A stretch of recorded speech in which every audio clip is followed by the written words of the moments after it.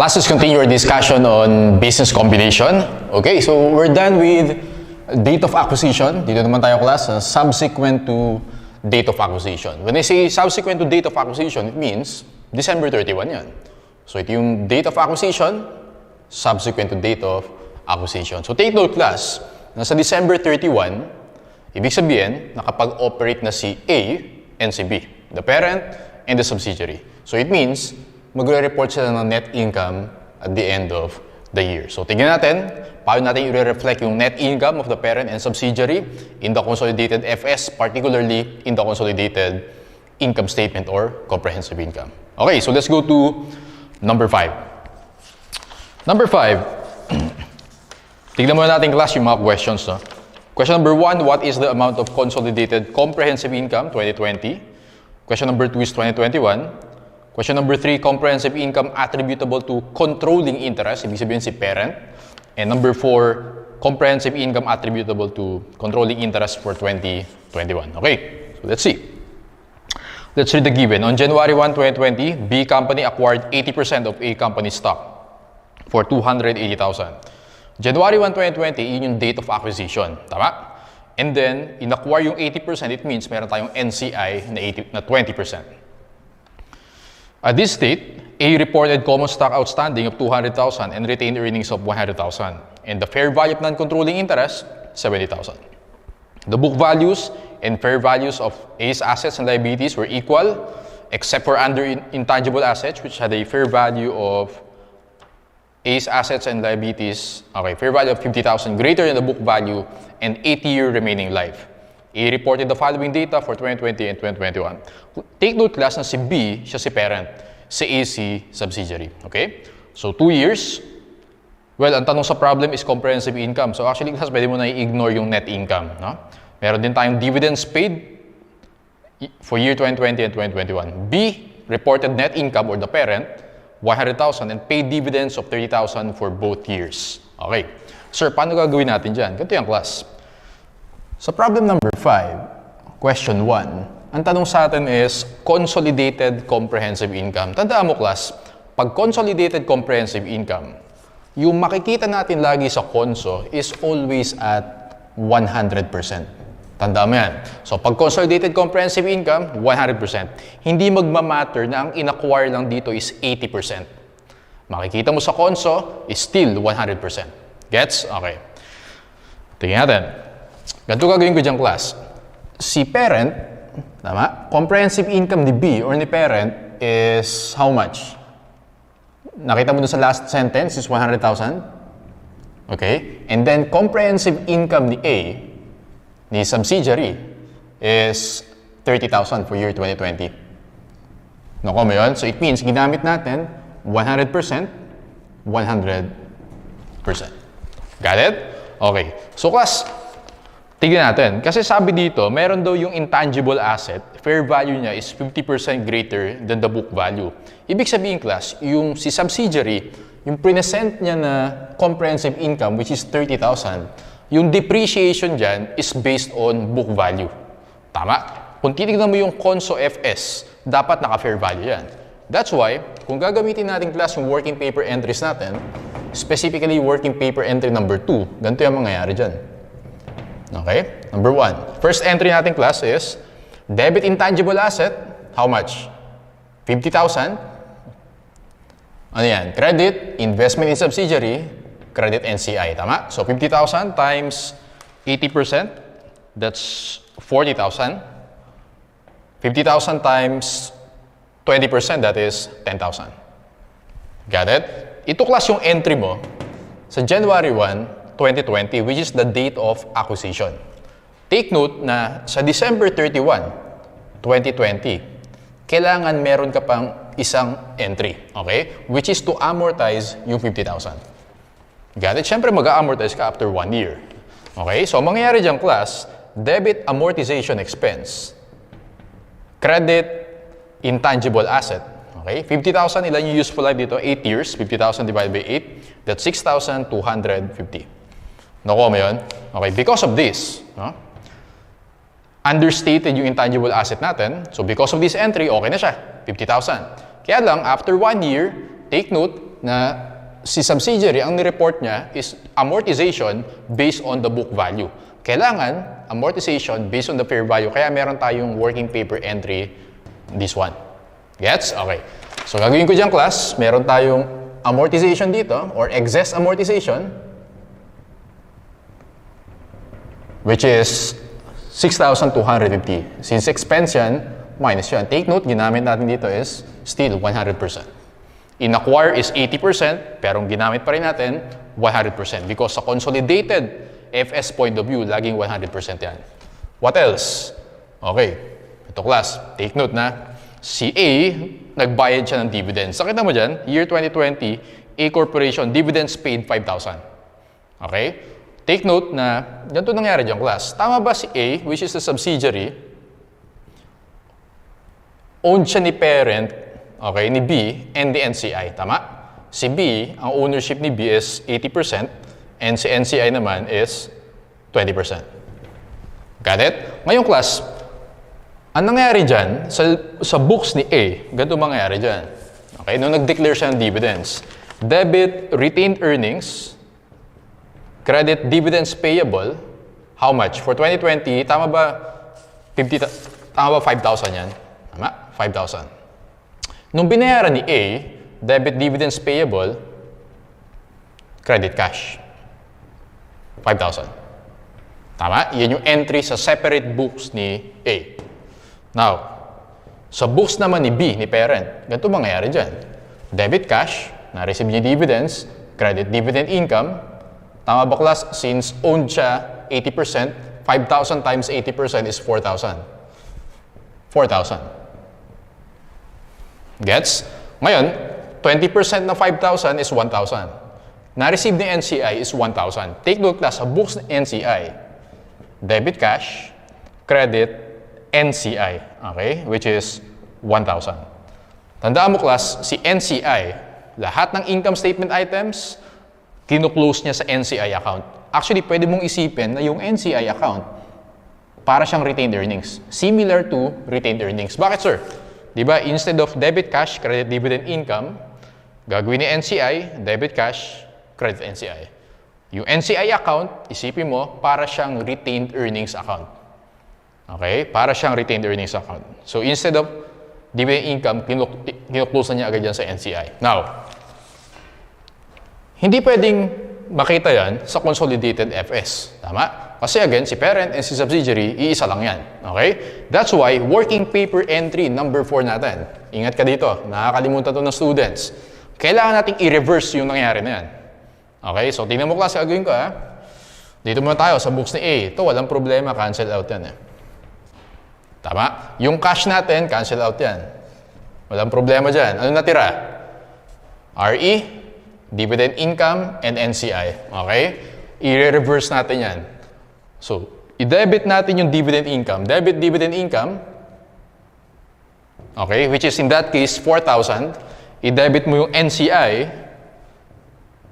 Lagyan ko ng amount class para madinaw. 4,000, 1,000, and then credit RE. Ito. 5,000.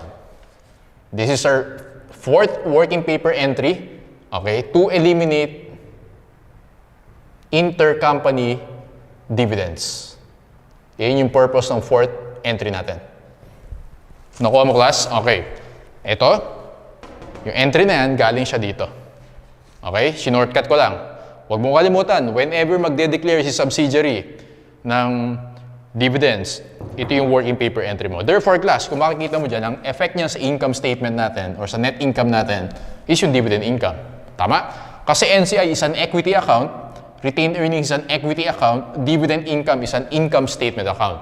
Therefore, sa question number 1, since ang tanong sa'yo dito, consolidated comprehensive income, yung dividend income na yan, magma-minus tayo ng 4,000. Does that make sense? Okay, so answer natin dito, class. 100,000 plus 30 minus 6,250 minus 4,000, you get 119,750. Answer for question number 1, 119,750. Question number 2. What is the amount of consolidated comprehensive income for 2021? Ganito gagawin ko dyan. Same lang. Okay? Comprehensive income ni B, ni parent, sa 2021, 100,000. Comprehensive income ni A, the subsidiary in 2021 is 45,000. Okay? Excess amortization, take note class na every year mag-e-entry ka nito hanggang ma-fully amortize siya, which is up to 8 years. Okay? So next year, meron ulit yan. Excess amortization natin, 6,250. And then yung dividend income, tama ba class? Ang dividends na binayaran ni A is 10,000 sa 2021. Tama? Ganito gagawin ko dyan. Yung entry natin, so debit, in this case, working paper entry natin, debit dividend income, ilan yung 80% of 10,000? Tama ba? It's 8,000. Debit NCI is 20%, 2,000.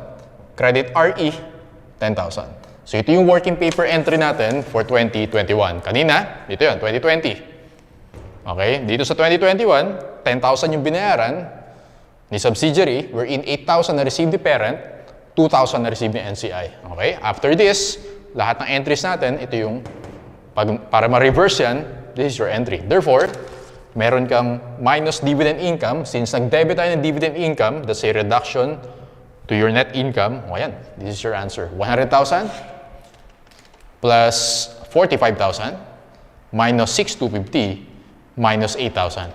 You have 130,750. Plus, tingnan mo to ha. This is 100%. This is 100%. This is 100%. This is 80%. Bakit sir 80% lang? Kasi class, yung another 20%, charge mo sa NCI. Hindi mo siya charge sa income statement account. Gets? Okay. Alright, let's go to number 3. Question number 3. What is the comprehensive income attributable to controlling interest? Pag sinabi ng controlling interest, lahat lang ng related kay parent. Okay? Lahat ng related kay parent. Okay, so paano yan, sir? Ganito yan, class. Comprehensive income ni parent, ni B, syempre sa kanya lahat yan. Kay parent lahat yan. Which is 100,000. Tama? Comprehensive income ni A, ni subsidiary, dapat 80% lang. Kasi 80% owned lang yan ni parent. So ito 100%. This one is 80%. So paano gagawin ko dyan? For 2020, comprehensive income ni A is 30,000. 30,000 times 80%, 24,000. Nakuha mo yan? Kasi class, sa question 1 nakalagay, consolidated comprehensive income. Ibig sabihin, buong company. Okay? 100% yan. Sa question number 3, comprehensive income attributable to controlling interest. Ganito kasi yung class. I-erase ko na ito ha. Okay. Para clear. Yung comprehensive income kasi, ganito yan. Okay? Sa income statement, meron diyang attributable to parent, okay, and attributable to NCI. Gets? So ito yung 100%. Ito yung 80%. Ito yung 20%. Sa question 1 class, ito yung hinahanap. Sa question 3, ito yung hinahanap. Gets? Okay. So ibig sabihin, naghahati si parent and NCI sa income. Anyway, so balik tayo dito. Excess amortization. Siyempre, meron pa rin yan. Excess amortization, kung isipin mo class, dun sa original entry natin, debit intangible assets, credit investment in subsidiary, credit NCI. Ito si parent, ito si NCI. Ibig sabihin, naghati si parent and NCI sa intangible asset. Tama lang na dapat sa amortization expense, hati din si parent and si NCI. Does that make sense? Okay. 6,250, yung kay parent dyan is 80%. 6,250 times 0.8, 5,000. Minus 5,000. And then, dividend income. How much yung dividend income class na ima-minus natin dito? Well, naka-80% na yung 4,000 kanina. Okay na yun. So, 4,000 yan. Tama? 80% na yun eh. Tama lang? So, answer natin for question number 3 is 100,000 plus 24 minus 5 minus 4,000, you get 115,000. That's your answer for question number 3. Let's go to question number 4. Dito na lang last, no? Question number 4. What is the amount of comprehensive income? 2021 naman, controlling interest pa rin. So, comprehensive income 2021, lahat ng kay parent yan, 100,000. Yung kay A, the subsidiary, 80% lang dapat. So 45,000 times 80%, 36,000. What else? Excess amortization, which is still 5,000. Kasi 6,250 per year yan eh. Hati dyan si parent and si NCI. So that's 5,000. And dividend income sa 2021 is 8,000. 8,000. 100,000 plus 36 minus 5 minus 8,000, you have 123,000. This is your final answer for question number 4. Okay. Class, ito important. Sa entry natin, nag-share sila. Ibig sabihin, sa amortization expense, share din si parent and si NCI. Okay? Now, as you notice, wala tayong formula na pina-follow. Tama? Kasi yun yung nakikita kong mistake ng mga students eh. Pilit nilang minimemorize yung formula. Pag comprehensive net income, ganito ilalagay mo. Kapag consolidated assets, ganito ilalagay mo. Hindi tayo ganun. Ina-analyze lang natin, no? Ito. Pag consolidated, dapat 100% yan. Pag attributable to parent, dapat 100% yung kay parent, yung kay subsidiary, 80%. Parang ganun lang. So, ina-analyze lang natin class kung alin yung dapat i-include natin. Gets? Okay. Sige, that's for problem number 5. Answer tayo ng medyo mas challenging. Let's go to problem number 6. I-erase ko na to class, so make sure nakopy nyo yan. And take note class sa working paper entries natin. So far, meron na tayong, ilan yan? 4. Tama? 3 na lang. Tapos na tayo sa business combination. Okay, so i-erase ko na to. Actually, yung working paper entry number 4 na yan, yan ang madalas makalimutan ng students. Okay? And hopefully, naalala nyo kung paano tayo nag-derive sa ganyang, or nag-arrive sa ganyang entry. Okay? Sige.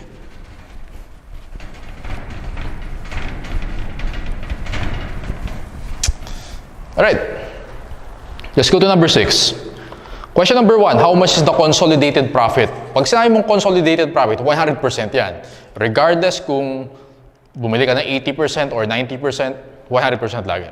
Question number 2, consolidated retained earnings attributable to parent.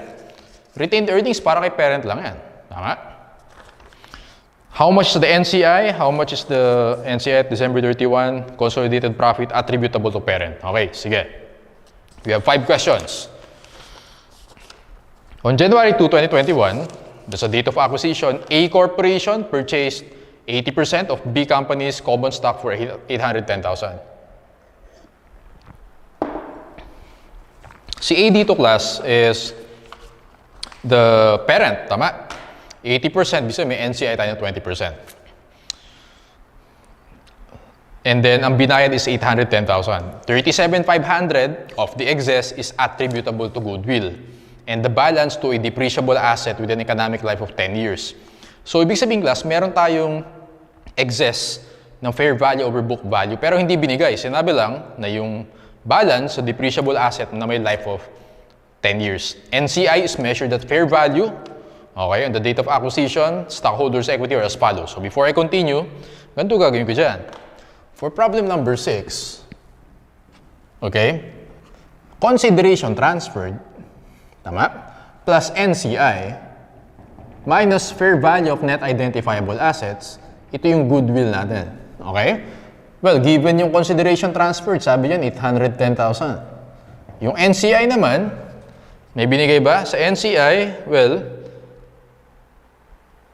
non-controlling interest is measured at its fair value on the date of acquisition. So, ang gagawin ko dito, class, meron tayong, binili mo is 810,000. Tingnan natin, ha? Double check ko muna. Okay. So, 810,000, it's for 80%. So, 810 divide ko sa 0.8, multiply ko by 0.2, okay? Nakuha ko dito, 202,500 plus 202,500 minus, hindi given to, meron binigay na goodwill sa atin which is 37,500. Okay, so solve for fair value of net identifiable assets. Okay, so gagawin ko dyan, 202,500 plus ko yung 810 minus 37,500.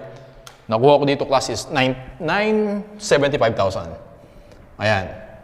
Now, i-compare ko siya sa book value of net assets. How much yan?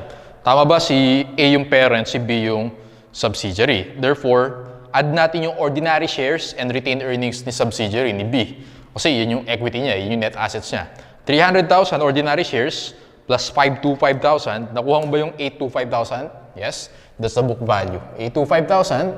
Therefore, yung excess of fair value over book value, 975 minus 825, 150,000. And then, depreciate natin siya over 8 years, tama ba? Or 10 years. We depreciate over 10 years. Ayan. Okay. On December 31, 2021, B company reported net income, si B, si subsidiary, of 131,250 and paid dividends of 45,000 to A. Take note class, nakalagay, paid 45,000 to A. Yung 45,000, yun na yung na-receive ni A. Tama? Yun yung 80% of the total dividends. Gets? A reported earnings from its separate operations of 356,250 and paid dividends of 172,500.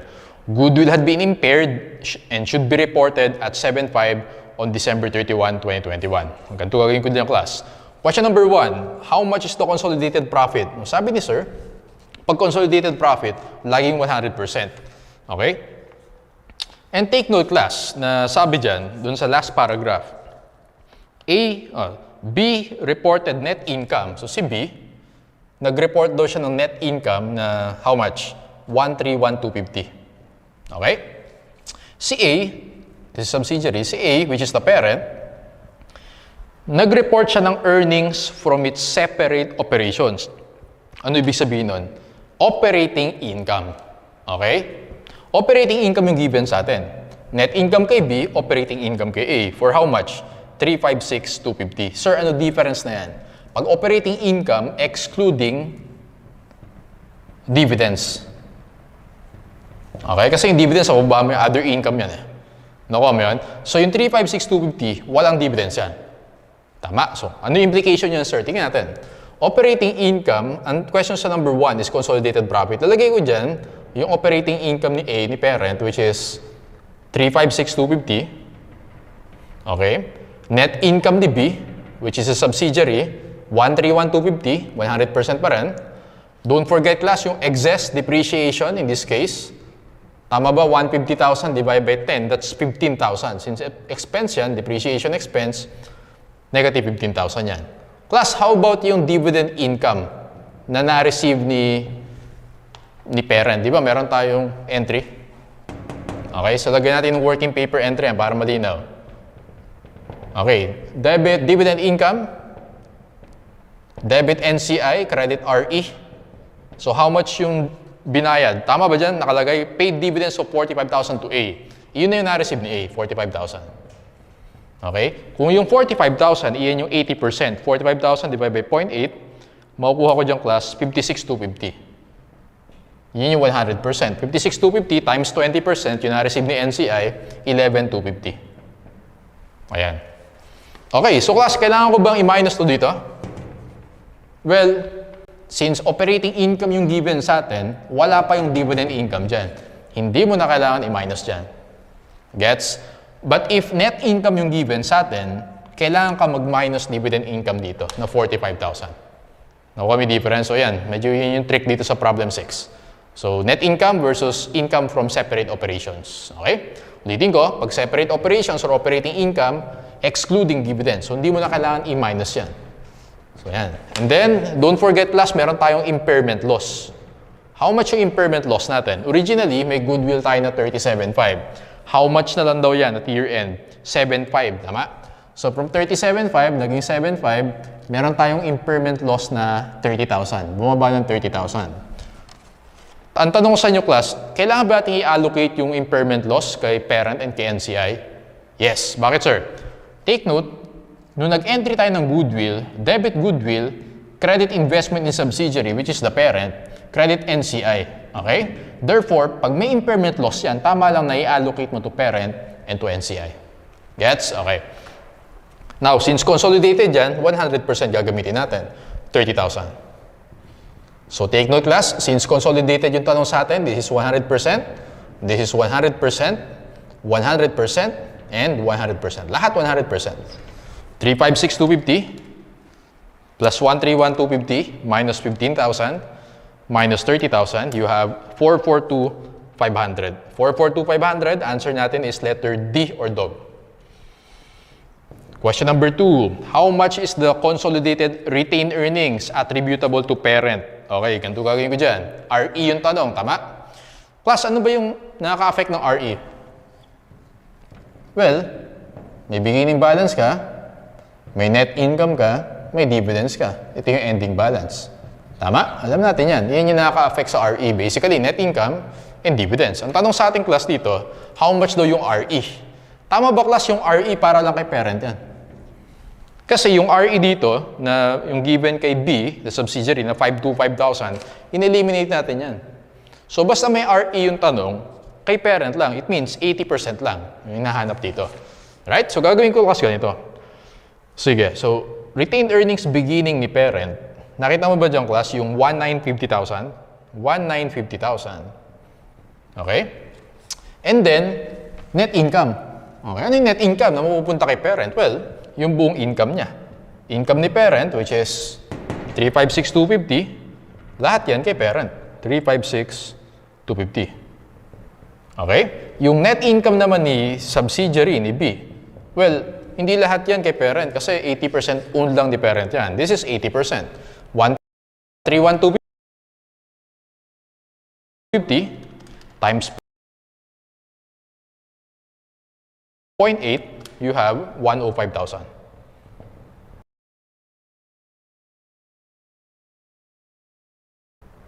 Got it? Okay. Okay na tayo dito. Okay na tayo dyan. How about yung excess depreciation? Well, hati dyan si parent and si NCI. Therefore, 15,000 times 80%. You have 12,000. Minus 12,000. Okay? How about yung impairment loss? Impairment loss, hati dyan si parent and si NCI. How much yung impairment loss? 30,000 times 80%, you get 24,000. Okay? Ano pa kulang natin? 356,250, 24,000. Okay. Ito ba kailangan mong tanggalin? Hindi, kasi operating income. Pero kapag net income to, magma-minus 45,000 ka dyan. Okay? Don't forget class na nag-declare din ng dividend si parent. Nasaan yun? Dividends declared by the parent. Ayun. Nakita mo yung unpaid dividends of 172,500. Nakita mo yun? Okay. So sa books ni parent, ganito yung class. Sino may-ari kay subsidiary? Tama ba si parent and si NCI? Tama? 80% and this is 20%. Ang question ko sa inyo class, next question ko. Sino yung may-ari kay parent? Si subsidiary ba? Siyempre hindi. Ang may-ari kay parent is the shareholders of parent. Tama lang? Shareholders of parent. Okay? So, may-ari kay subsidiary, si parent and si NCI. Ang may-ari kay parent, si shareholders of parent. Okay? Mamaya, mahalaga yan. Babalikan natin yan. Class, tama ba pag si parent, nag-declare siya ng dividends, ang entry natin, debit RE, credit dividends payable. Tama? In this case, how much daw? 172,500. Okay? Kailangan mo bang i-eliminate yan? May working paper entry ka ba dyan? Wala. Kasi, ang naka-receive niyan yung shareholders ni parent, which is independent from the subsidiary and NCI. Okay? So, it means, hindi to intercompany transaction. Ibubook lang natin siya as actual entry. Actual journal entry. Hindi siya working paper entry. Kasi, nag-debit tayo ng RE. Dapat bawas yung RE ni parent. Tama? So, yung dividends declared by the parent, or by A, tama, si A si parent, which is 172,500, so minus yan. Okay? So, ayan. Again, yung dineclare ni B, lalagay ko dito 0 kasi nga operating income yung given sa atin. Pag net income yung given sa atin, magma-minus tayo ng how much ba yung dineclare niya? Ito, 45. Gets? Okay. So, ito yung solution natin dyan. 1,950,000 plus 356,250 plus 105,000 minus 12,000 minus 24,000 minus 172,500 2,202,750. This is our answer for question number 2, retained earnings attributable to parent. Okay. O yan, attributable to parent. Pag ganyang class, lahat ng related kay subsidiary, 80% lang. Ito, 80% to. Depreciation, 80% yan. Impairment loss, 80%. Ito naman, actual entry yan kasi nag-declare siya ng dividends. And then yung beginning balance, yung net income ni parent or operating income niya, 100% lagi yan. Alright. Okay, so, erase natin. Let's answer the other items. Number 3. Question number 3. How much is the non-controlling interest in profit? Ibig sabihin, class, yung share ni NCI sa profit. Okay? Saan may share sa NCI? Well, since si subsidiary, owned siya ni parent and ni NCI, okay? 20% ng profit ni subsidiary mapupunta kay NCI. Tama lang? So, ang gagawin ko dito, sa number 3, okay? How much daw yung share ni NCI? Okay, so yung net income ni B, ni subsidiary, 20% yan. How much yung net income ni B? 131,250. 131,250 times 20%, 26,250. 26,250. What else? Well, yung depreciation, 20% niya nahati si NCI times 0.2, 3,000. So depreciation, yung excess, 3,000. So that's 15,000 times 20%. Impairment loss natin, 30,000, hati kasi sila dyan eh. Parent and NCI sa goodwill, therefore yung impairment loss, hati rin sila. 30,000 times 0.2, that's 6,000. Okay. And then, ito huwag mo kakalimutan. O, yan pala. Yan pala yung sagot. Okay, mamaya pa pala yung huwag mo kakalimutan. So, 26,250 minus 3,000 minus 6,000, you have 17,250. Letter D for question number 3. Yan yung share niya in profit. Ito yung kay subsidiary, 20%. Depreciation, meron siyang 20%. Impairment loss, meron siyang 20%. Question number 4, class, nakalagay dyan, what amount of NCI is presented in the CONSO Statement of Financial Position? Tandaan mo, yung NCI, nasa equity account yan. Actually, katabi ng retained earnings yan. Okay? Pwede mo itabi doon. Now, so sa question 3 is dog. Sa question 4, pwede kong gumawa ng T account. Tingnan mo, class, ha? Tingnan mo gagawin ko, ha? Sabi ko kanina, si NCI, para lang din siyang RE. Tama? It's as if RE. Now, ano yung makaka-affect sa kanya? Well, meron siyang beginning balance, meron siyang net income, meron siyang dividends. Ito yung ending balance mo. Ayun, kamukha ni RE. Okay? Therefore, ganito gagawin ko dyan, class. Si NCI, ano yung beginning balance natin dyan? Na-compute natin earlier, 202,500. 202,500. Ano yung net income na allocated to NCI? 17,250. What is the dividends? Ito, dividends. Take note, class, di ba ganito yung entry natin pag dividends? Debit dividend income, debit NCI. Okay? So, how much yung dineclare na dividends ni ano dito, ni A? Tama ba yung 45,000? So, ang gagawin natin dyan, okay, so 45,000 times 20%, that is,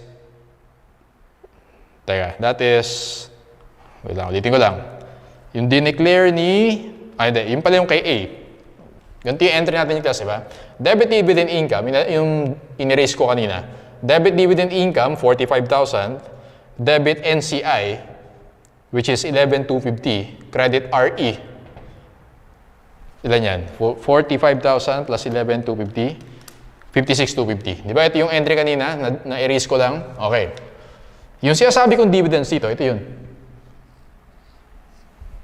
Nakuha mo yan? Huwag mo kakalimutan yan. Ito yung madalas makalimutan ng mga students. Sa working paper entry number 4 natin, merong decrease in NCI. Tama? Kasi nag-debit ka ng equity account eh. NCI is an equity account. So nag-debit ka, 11,250. Huwag mo kalimutan dito yan. Therefore, ending balance sa NCI natin, 202,500 plus 17,250 minus 11,250. Answer is 208,500. Okay? 208,500, that is letter boy. Ayan. And then question number 5, how much is the CONSO profit attributable to parent? Oh, madali lang yan. Actually, na-solve na yata natin kanina. Ito. Tama ba ito yun? Okay. Attributable to parent. So, 356,250. Okay. Kasi kay parent, ibig sabihin 100%. Tama? 100% yung kay parent. Yung kay subsidiary, 80% lang. 356,250 plus 105,000 minus 12,000 minus 24,000. Sagot natin dito, class, is 425,250. Letter C. Nakuha mo yung class? Kasi sabi, consolidated profit attributable to parent. Ano yung attributable to parent? Well, sa kanya yung 100% na kinita niya. Okay? Yung kay subsidiary, 80% lang yung kanya dyan. So, ito. Yung depreciation, hati sila. Okay? 80-20. Yung impairment loss, 80-20 rin sila. Okay? And since operating income yung given, hindi mo na kailangan tanggalin yung dividend income na 45,000. Ayun. Ganyan siya, class. So, final answers natin. Question 1 is dog. Question 2 is A. Question 3 is dog. Question 4 is boy. Question 5 is C. Ayun. So, that's it. Class, actually, ito yung important dyan. No? Na si NCI, siya din si RE. Kamukha sila ng treatment. Okay? And then, wag mo kakalimutan, pag may working paper entry 4 ka, bawasan mo yung dividends yan. Ay, yung NCI, ibawasan mo siya. Magde-debit ka dyan. Okay? So that's number, tapos na tayo sa 5, no? Tapos na tayo sa 5, tapos na tayo sa 6. And then, let's go to number, class, skip mo yung 7, balikan natin mamaya yan. Doon tayo sa number 8. Okay, number 8. Number 8, erase ko muna to. All throughout, i-retain natin yung nasa right side of the board until ma-accomplish natin yung 7 working paper entries. As of now, 4 na tayo. Okay? So, more than halfway na tayo. Tingnan natin. Isingit ko muna itong concept na to, no? For number 8. Okay? Erase ko muna to, yung mga hindi important.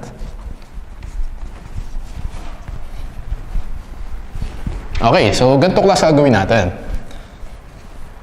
For number 8, actually, pag-uusapan natin dyan yung separate FS.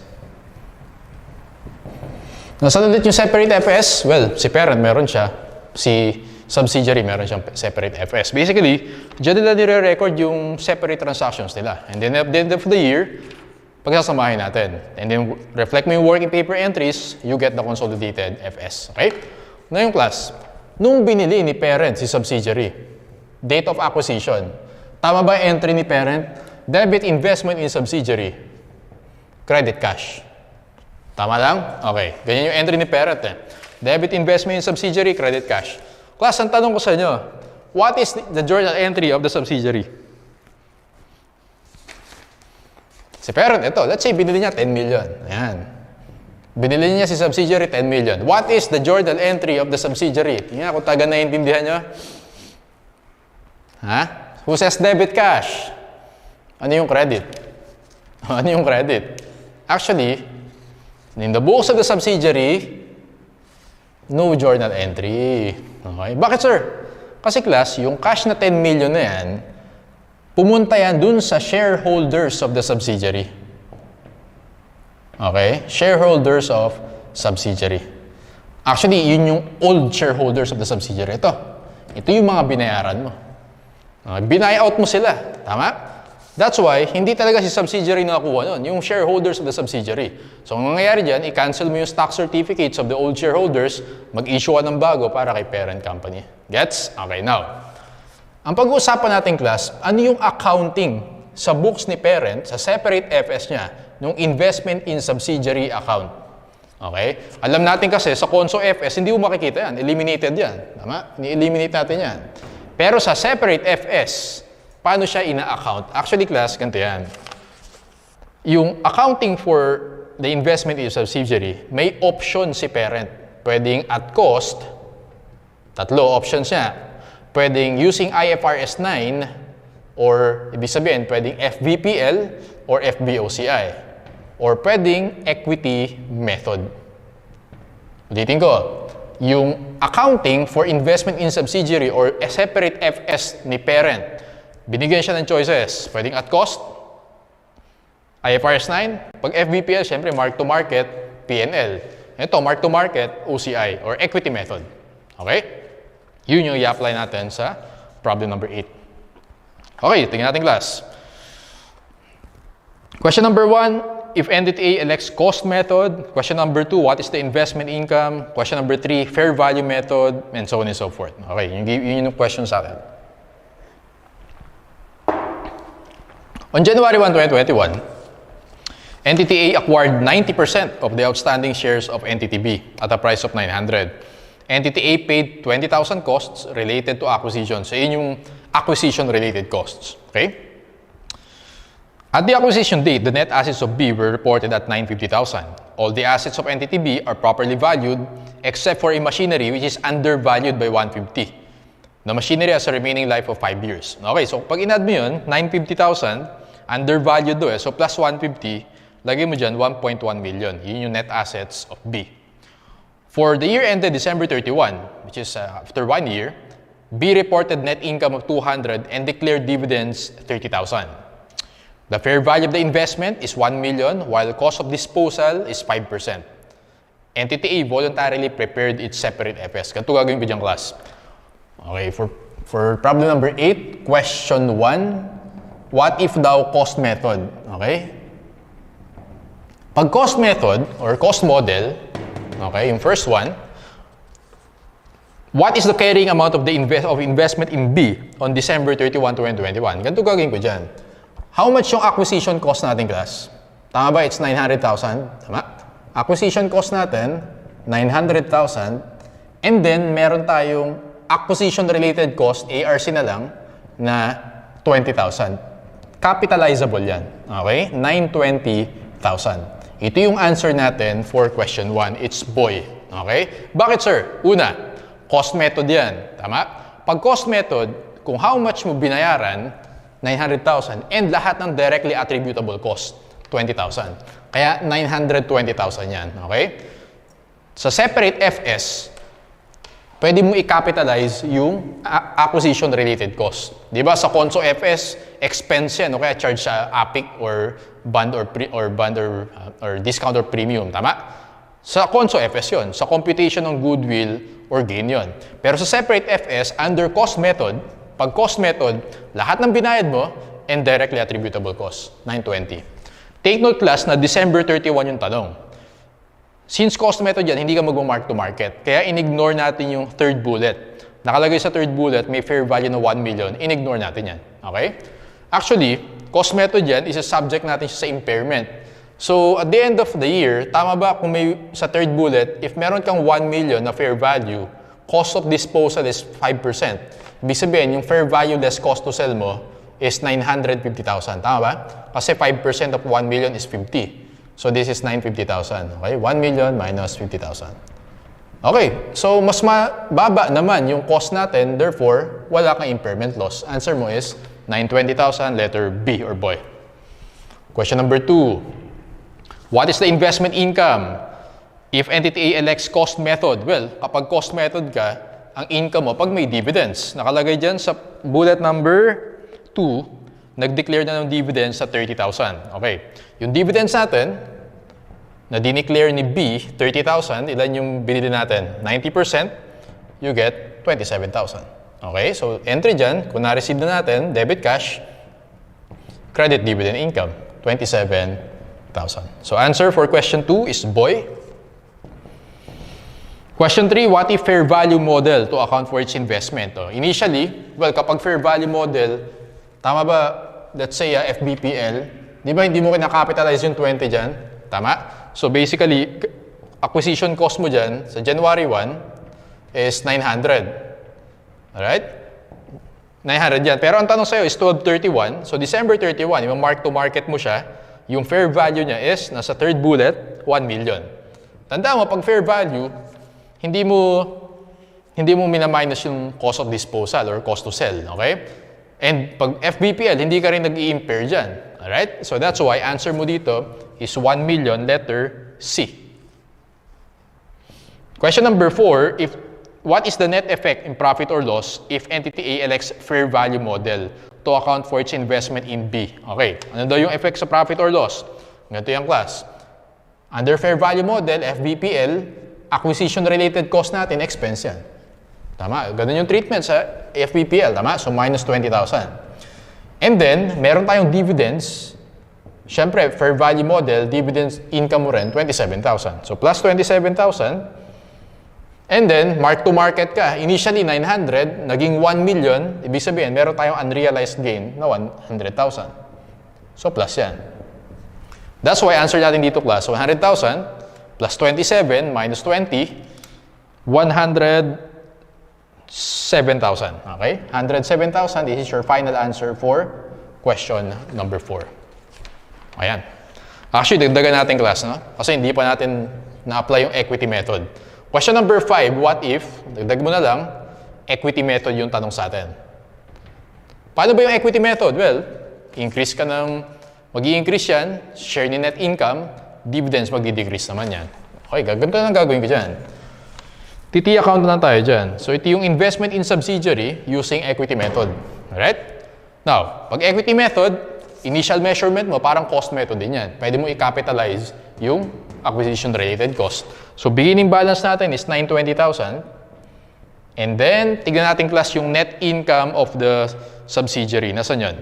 Dun sa second bullet. For the year ended, December 31, 2020, entity be recorded net income of 200,000. So, ganito gagawin ko dyan. Di ba pag equity method, net income times yung percentage mo, increase dun sa income yun. Tama? So, ganito gagawin ko class. I-erase ko na to. Para may space tayo. Pakita ko yung journal entries later. So, net income, ito na lang, reported by B is 200,000. Kaya lang class, take note na according dun sa first bullet, meron kang undervalued na machinery. So, mali pa yung net income na yan. I-adjust pa natin yan. Okay? Meron tayong additional depreciation, which is 150,000 divided by ilang years yan? 5 years. 150,000 divided by 5 years, 30,000. Additional depreciation mo, 30,000. Therefore, yung adjusted net income natin is 170,000. Tama? Ilang percent yan yung in-acquire natin? 90%. 170,000 times 90%, 153,000. Therefore, yung increase sa investment in subsidiary natin is 153,000. Got it? Okay. So, lagay natin yung journal entries para mas malinaw.